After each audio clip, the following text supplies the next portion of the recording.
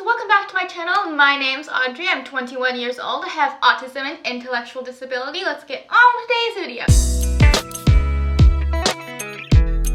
Today we're going to talk about what is a special interest and what to kind of like do when you're like, oh my god, why is this person obsessively talking about this one subject? So that kind of gives you an idea of what it is. Again, we're in my kitchen. My dog had surgery and she has to be contained when I'm not home and she can't really move a lot. So I have a pin in my living room and I live in a small 1-bedroom apartment. So it just pretty much takes up my whole living room. So I can't really put my big tripod. So we're here. I'm sorry about that. It's not as good lighting and stuff and it just doesn't look as good. But you know what, I'm doing what I can do. So let's get started. So a special interest is something that someone an autistic person loves to learn about, is obsessed about it. That's all they can think about. They want to learn everything and they take in all the information and they want to do all the research and learn everything they can, and they're obsessed about it. They're abnormally obsessed. They want to learn everything. That's all they can talk about. They're just like, they're immersing themselves whole thing in this one subject. So for me, it's dog training. I'm obsessed with learning about dog training and animal behavior. So the first thing I think about when I wake up is dog training. The last thing I think about when I go into bed is dog training my dog, who is my service dog in training. And so that's all I think about. I think about it all day. That's all I want to do. I want to learn all about it. I am just like obsessed with it. I want to have all the toys that come along with dog training. So I have like all the different things. Like I'm obsessed with enrichment, which is a part of meeting your dog's needs. So I have a whole cabinet full because I'm obsessed with trying it and watching my dog try it. I have a treat dispenser. I have all these things because I'm obsessed about it.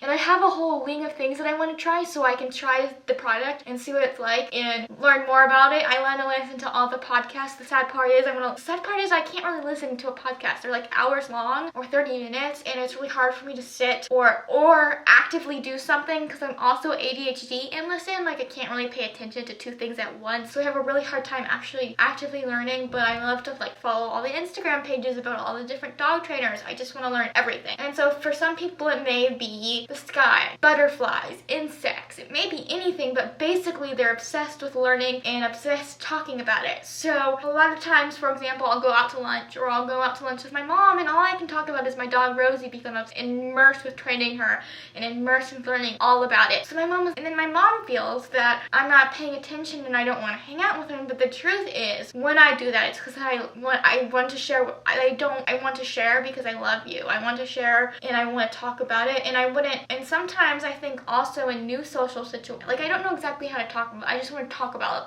it. Like that is all I'm thinking about. Also, you'll find a lot of autistic people in new social situations will obsessively talk about their special interests. And a lot of times people think, oh my god, this person is not very nice. She doesn't give any care of how I feel and what I'm doing. She's interrupting me, all this stuff. In reality, it just becomes a coping mechanism because we want to talk about what we know because it's really hard to hold the conversation, follow social cues, and do all the things. It's a lot of pressure to be in a lot of social situations. So a lot of times I'll use that to talk all about my special interests, which makes other people feel like I don't really want to hang out and be around them and I don't really care about what they think, when in reality a lot of times it can be a coping mechanism. I have learned how to hold that conversation very well, but I knew an autistic person. I grew up homeschool. I think it was some sci-fi special interest, monsters, something around that realm. I don't know because I was never really that into this stuff, and it was a classroom setting, and so he would interrupt and talk all about it, and all the other people felt like he did not give any care to everybody else and how he was really rude. But in reality, he didn't know how to handle that situation. So he used that situation to talk about, and so everyone was talking about how meaningless. So of course, because I've been there, and sometimes I even do that now to this day, it can be really hard to be in social situations.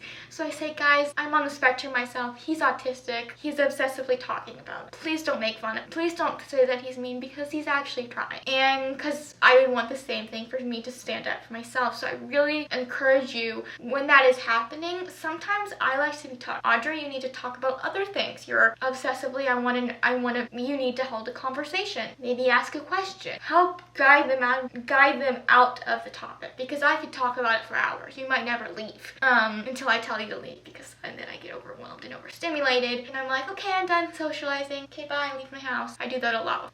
So that's kind of exactly what it is. So if you have any more questions about special interest or anything around those lines, if I didn't explain it good enough, or maybe you're on the spectrum, leave a comment and tell me what you think or any questions you might have about this topic. So I hope you guys enjoyed today's video. Make sure to like, comment, and subscribe, and hit the notification bell so you don't miss my lovely videos.